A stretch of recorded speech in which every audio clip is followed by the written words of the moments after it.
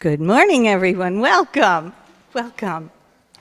Welcome, dear friends. Welcome to our spiritual home, the Unitarian Universalist Church of Tarpon Springs. We're glad to have you with us today. My name is Barbara Rosen, and I serve on our Board of Trustees, and I'm serving as your worship associate today. We are a church of many welcomes, and we offer a warm welcome to all of you. This is a liberal community for all ages, promoting spiritual growth, social justice, and the arts. As such, ours is an active church, and everyone is invited to participate in any of our activities. To learn more about events, our church calendar is on our website, UUCTS.org, or we'd be happy to talk with you during the coffee hour. Our children are with us during the beginning of the service at this time, and we have faith formation programming available with our gifted leader, Jami Cruz. Children gather for their time together with her after the story. If you'd like more information about our programming, please contact Reverend Kristina or see Jami after the service. For those present with us in the building, we have connection cards available in the pews, near the hymnals. If you fill one out and put it, the connection card also, and I just show, this is the connection, the big one is the connection card. The joys and sorrows is the small one.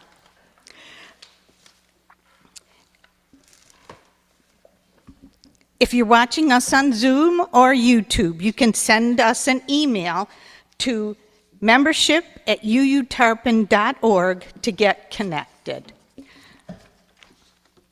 We're also requiring people of all ages to mask while indoors here at our church.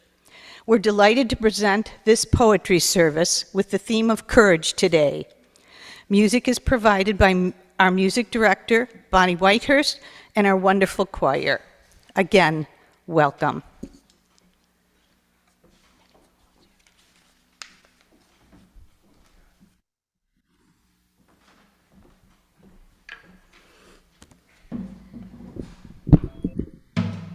Ding dong. I guess we can hear people when they're coming in on Zoom. My son John is a part of a bluegrass band in Colorado. He plays upright bass, and the band is called Chain Station. If you've ever driven on Route 70 through the Rockies, you see these big yellow signs, and they say Chain Station. That's where trucks have to pull off and put their chains on their trucks. So anyway, you can check them out on YouTube. They're great. The song I'm going to sing is one that my son wrote, and if you go on YouTube, you can hear it properly. John wrote it taking memories of me and his dad as part of the inspiration. My husband, Pat, was always a kind of glass half full guy.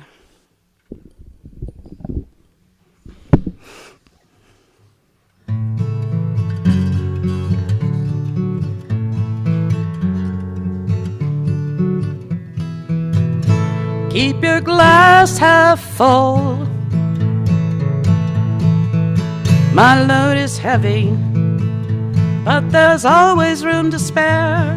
And any day my luck can turn from lucky to unfair. I got a little, and that's all I've got to share. I've bared my soul, releasing all these words into the air. So keep your glass half full, and let your love light grow. We all need a beacon when the storm begins to blow. We all need a beacon when the storm begins to blow. Sit and tell me everything you know. I didn't used to listen, made it hard for me to grow. Now I'm feeling wealthy from all the friends I've known. The garden of my life is seeds that everyone has sown. So keep your glass half full, and let your love light grow. Sing it with me. We all need a beacon when the storm begins to blow. We all need a beacon when the storm begins to blow.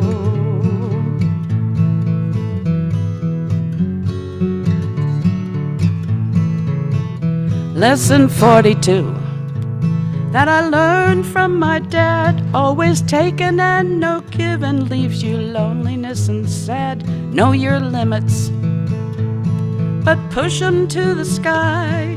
There's a time for being timid, now it's time for you to fly.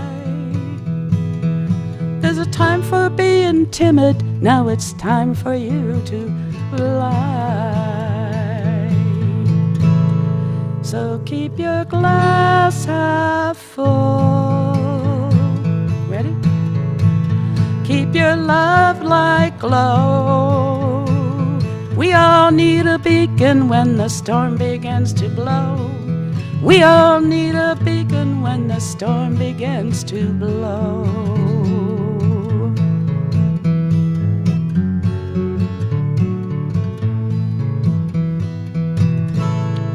So keep your glass half full.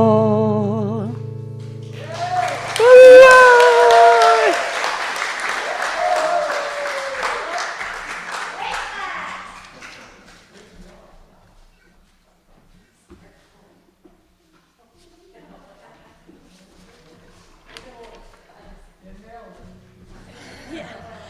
I'm so impressed. I can't sing, but that was absolutely wonderful. Thank you. Yeah. Okay, am I on? Okay. Our opening words are brought to us by, after Judy, Lynn Harrison. Committed to respond to the call of a wounded world, we join together this day with loving hearts, hands, and minds, embracing the interconnected web of water, air, and earth. We light a fire of sustaining hope, ever bright with love and justice.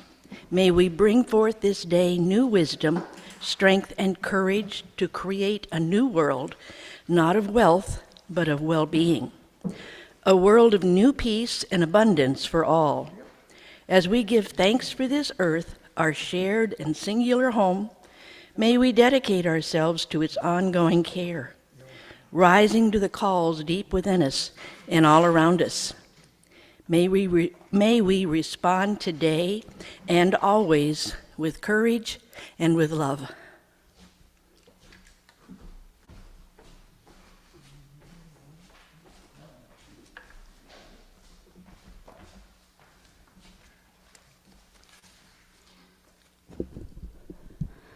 We light our chalice with these words by Tom Shade.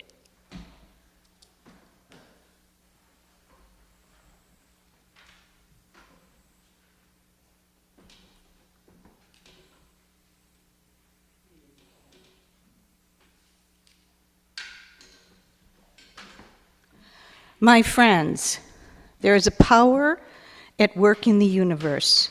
It works through human hands, but it was not made by human hands. It is a creative, sustaining, transforming power, and we can trust that power with our lives and with our ministries. It will sustain us whenever we take a stand on the side of love, whenever we take a stand for peace and justice, whenever we take a risk. Trust in that power. We are together held by that power. And our song is number 123 in your gray hymnal, Spirit of Life.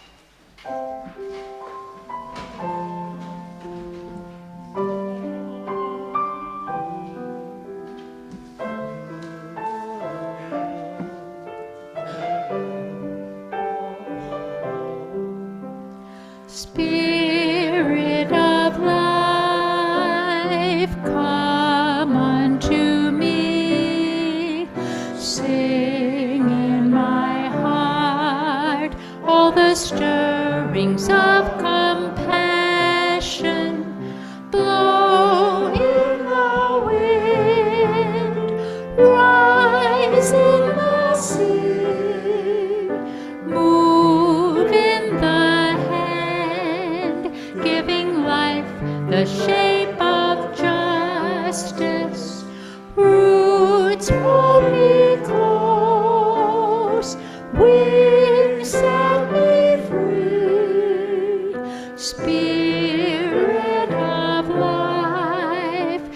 to me, come to me.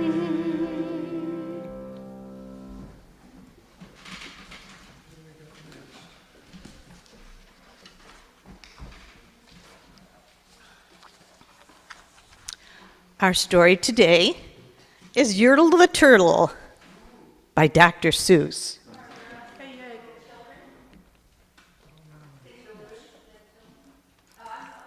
Okay. Okay. I'm sorry, I couldn't hear, but that makes sense now. Okay.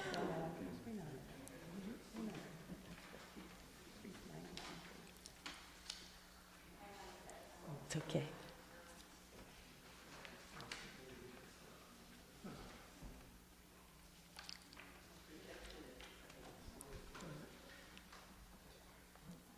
There we go. Now we're ready. Thank you. Okay. No. On the faraway island of Salamasand, Yertle the Turtle was king of the pond. A nice little pond. It was clean, it was neat. The water was warm, there was plenty to eat. The turtles had everything turtles might need. And they were all happy, quite happy indeed. They were. Until Yertle the Turtle, the king of them all, decided the kingdom he ruled was too small. I'm ruler, said Yertle, of all that I see, but I don't see enough. That's the trouble with me. With this stone for a throne, I look down on my pond, but I cannot look down on the places beyond. This throne that I sit on is too low down. It ought to be higher, he said with a frown. If I could sit high, how much greater I'd be. What a king, I'd be ruler of all I could see. So Yertle the Turtle, the king, lifted his hand, and Yertle the Turtle King gave a command. He ordered 9 turtles to swim to his stone, and using these turtles, he built a new throne. He made each turtle stand on one another's back, and he piled them all up in a 9-turtle stack. And then Yertle climbed up. He sat down on the pile. What a wonderful view! He could see most a mile. All mine, cried Yertle. Oh, the things I now rule. I'm king of a cow. I'm king of a mule. I'm king of a house. And what's more beyond that? I'm king of a blueberry bush and a cat. I'm Yertle the Turtle. Oh, marvelous me, for I am the ruler of all that I see. And all through that morning he sat up there high, saying over and over, a great king am I. Until along about noon, he heard a faint sigh. Oh, what's that? Snapped the king. He looked down the stack, and he saw at the bottom a turtle named Mac. Just part of his throne, and this plain little turtle looked up and said, beg your pardon, King Yertle. I've pains in my back and my shoulders and knees. How long must we stand here? Your Majesty, please. Silence, the king of the turtle barked back. I'm king, and you're only a turtle named Mac. You stay in your place while I sit here and rule. I'm king of a cow. I'm king of a mule. I'm king of a house and a bush and a cat. But that isn't all. I'll do better than that. My throne shall be higher, his voice thundered. So pile up more turtles. I want about 200. Turtles, more turtles, he bellowed and brayed. And the turtles way down in the pond were afraid. They trembled, they shook, but they came, they obeyed. From all over the pond, they came swimming by dozens, whole families of turtles with uncles and cousins, and all of them stepped on the head of poor Mac. One after another, they climbed up the stack. Then Yertle the turtle was perched up so high he could see 40 miles from his throne in the sky. "Hooray!" shouted Yertle. "I'm king of the trees. I'm king of the birds. And I'm king of the bees. I'm king of the butterflies, king of the air. Ah, me, what a throne, what a wonderful chair. I'm Yertle the turtle, oh marvelous me, for I am the ruler of all that I see." Then again from below, in the great heavy stack, came a groan from plain little turtle named Mac. "Oh, Your Majesty, please, I don't like to complain, but down here below, we're feeling great pain. I know up on top you are seeing great sights, but down at the bottom, we too should have rights. We turtles can't stand it. Our shells will all crack. Besides, we need food. We're starving," groaned Mac. "Hush up your mouth," growled the mighty King Yertle. "You've no right to talk to the world's highest turtle. I rule from the clouds, over land, over sea. There's nothing, no nothing that's higher than me." But while he was shouting, he saw with surprise the moon of the evening was starting to rise. Up over his head, the darkening skies. "What's that?" snorted Turtle. "Say, what is that thing that dares to be higher than Yertle the king? I shall not allow it. I'll go higher still. I'll build my throne higher. I can and I will. I'll call some more turtles. I'll stack them to heaven. About 5,607. And that's not votes." But Yertle the Turtle King lifted his hand and started to order and give the command. That plain little turtle below in the stack, that plain little turtle whose name was just Mac, decided he'd taken enough, and he had. And that plain little lad got a little bit mad. And that plain little Mac did a plain little thing. He burped. And his burp shook the throne of the king. And Yertle the turtle, the king of the trees, the king of the air, and the birds and the bees, the king of a house and a cow and a mule, well, that was the end of Turtle King's rule. For Yertle the turtle, the king of all Salamasand, fell off his throne and fell plunk in the pond. And today, the great Yertle, that marvelous he, is king of the mud. That is all he can see. And the turtles, of course, all the turtles are free, as turtles and maybe all creatures should be.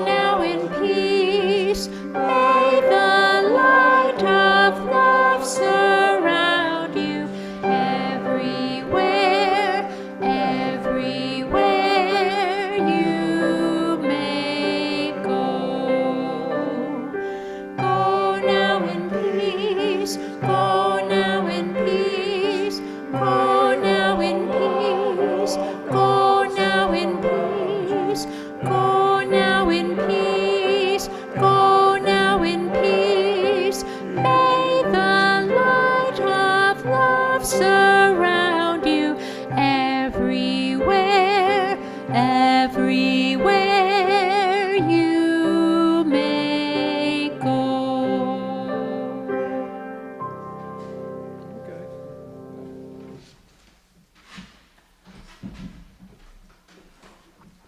Now is the time in our service where we take our offering for the work and welfare of this church.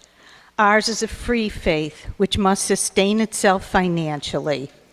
Please go to our website, uutarpon.org, and click on the donate button, or you may mail your offering to the church at 57 Reed Street, Tarpon Springs, Florida, 34689.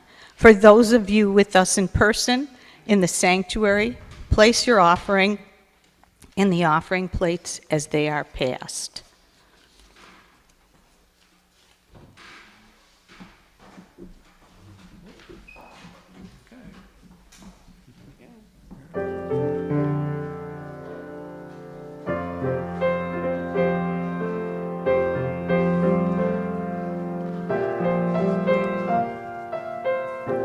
How do I love you? Let me count the ways. I love thee to the depth and height of all my soul can reach.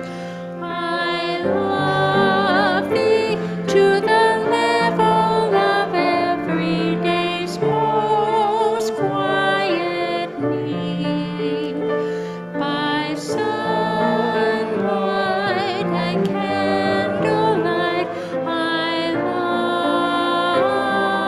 love thee. I love thee freely as men strive for right. I love thee purely as love prays. I love thee with a passion put to use in my old griefs, and with my childhood faith. I love thee with a love I seem to lose with my lost saints.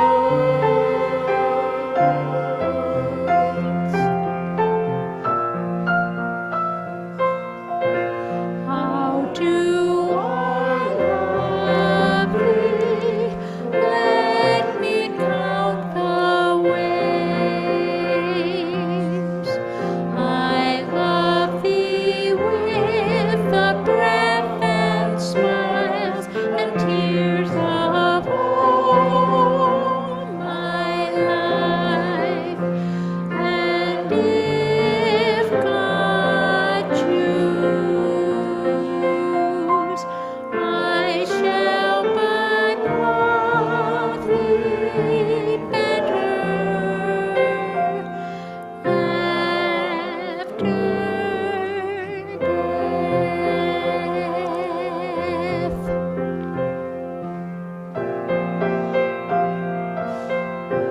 How do I love thee?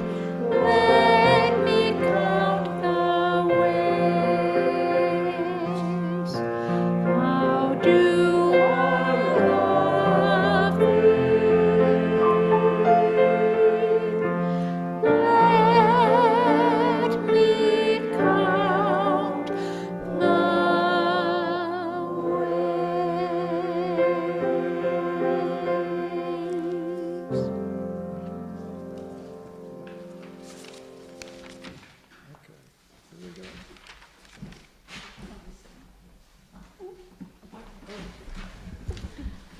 May we now take a moment of silence.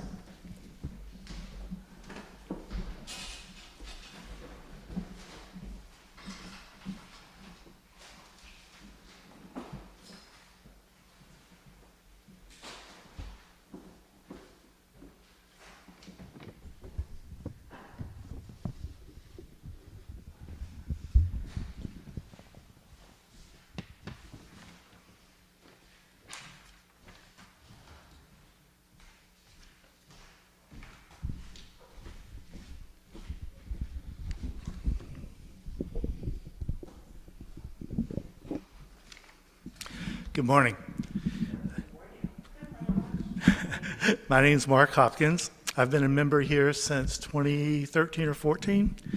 And if you saw me with a young fellow beside me this morning, he's our grandson, Kobe. And he's been here quite a few times, beginning to feel a little bit at home. The reading I'll share with you comes from David White's book, Consolations, the Solace, Nourishment, and Underlying Meaning of Everyday Words.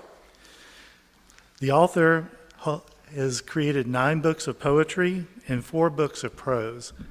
David White holds a degree in marine zoology and has traveled extensively, including living and working as a naturalist in the Galapagos Islands. David White has said, "I often think that prose is the art of explaining, while poetry is the very essence of the thing itself." He said, in other words, what you can explain in words, use prose.